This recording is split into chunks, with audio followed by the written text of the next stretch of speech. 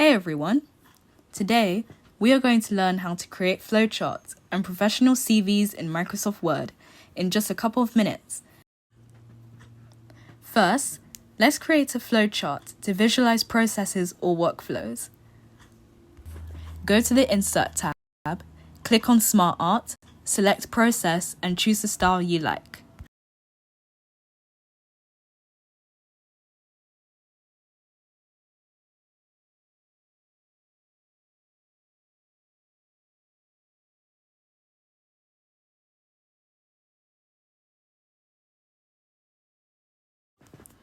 Then you can customize. Use the Design and Format tabs to adjust colors, shapes, and layout. Now you have a clear, professional flowchart for your project. Next, let's craft a standout CV. To File and then New, and then search for Resume or CV. Choose the template that suits your style. Replace the placeholder text with your information. Then you can customize by adjusting fonts, colors, and sections to match your personal brand.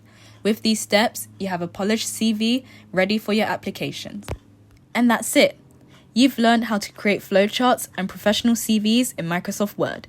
If you found this tutorial helpful, like, subscribe, and hit the bell icon for more tips. See you next time.